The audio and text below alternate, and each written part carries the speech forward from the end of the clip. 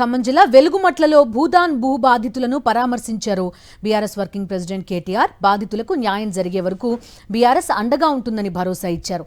అవసరమైతే సుప్రీంకోర్టు వరకైనా వెళ్లి పోరాడతామన్నారు.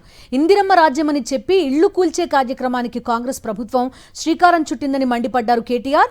బీఆర్ఎస్ ప్రభుత్వం వచ్చిన తర్వాత బాధితులకు ఇక్కడే ఇళ్లు కట్టించి గృహప్రవేశాలు చేయిస్తామని హామీ ఇచ్చారు ఆయన.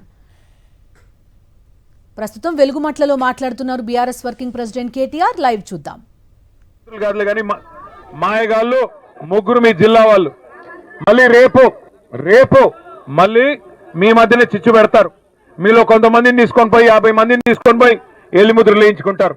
కొంతమందితో సంతకాలు పెట్టించుకుంటారు అధికారులు వచ్చి చీకట్లో. దయచేసి ఐకమత్యంగా ఉండండి. ఐకమత్యాన్ని చెదిరిపోనివ్వకండి. మీకు అక్కడనే ఇల్లు కావాలనుకుంటే దయచేసి ఎక్కడ సంతకాలు పెట్టకండి. మీకు అక్కడే ఇల్లు కావాలి, అక్కడే ఉండాలి మీ కుటుంబాలతో సహా అనుకుంటే మీరు పొరపాటును కూడా మీ ఐకమత్యాన్ని చెదిరిపోనీకండి. మిమ్మల్ని తీసుకెళ్తారు పక్క కొంతమందిని. అమ్మా నీకు ఇందిరమ్మ ఇల్లు ఇస్తాం, నువ్వు రా అంటారు. ఇదిగో ఇదే ఇల్లు అని చూపెడతారు. ఎట్లా అయితే 6 గ్యారెంటీల పేరుతో చేతుల్లో గ్యారెంటీ చూపెట్టారో మళ్ళీ అట్లే అరచేతిలో వైకుంఠం చూపెడతారు, మళ్ళీ గుండు కొడతారు. అందుకే దయచేసి జాగ్రత్తగా వినండి. మీరు గెలవాలి అంటే ఐకమత్యం ముఖ్యం. మీకు అక్కడే ఇల్లు కావాలి అంటే తప్పకుండా న్యాయ పోరాటం చేద్దాం. ఇవాళ అధికారం వాడి చేతుల్లో ఉంది. అధికార యంత్రాంగం మొత్తం వాళ్ళ చేతుల్లో ఉంది. పోలీసు బలగాలు వాళ్ళందరూ వాళ్ళ చేతుల్లో ఉన్నారు.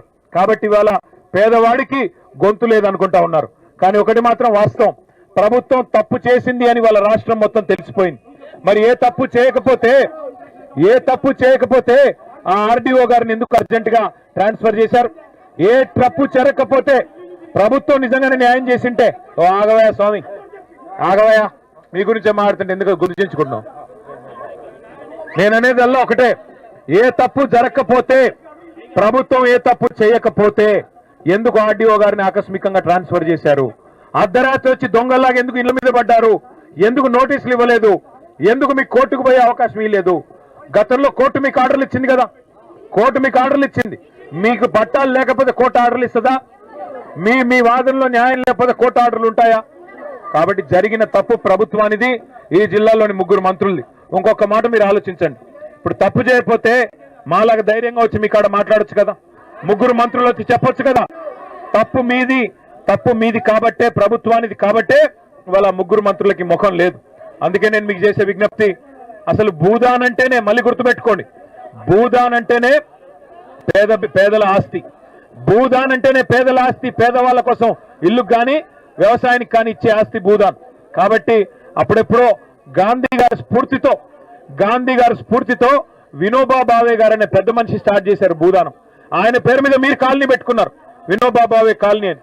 కానీ ఆ రోజు ఒరిజినల్ గాంధీ గారు ఉన్నారు, ఈ రోజు డూప్లికేట్ గాంధీలు వచ్చి వాళ్ళ ఆధ్వర్యంలో పనిచేసే భూ దొంగలు. వీళ్ళు భూమిని కొల్లగొట్టే దొంగలు కాబట్టే, రియల్ ఎస్టేట్ మాఫియా కాబట్టే ఇలా మీ భూమిని లాక్కునే ప్రయత్నం చేస్తున్నారు.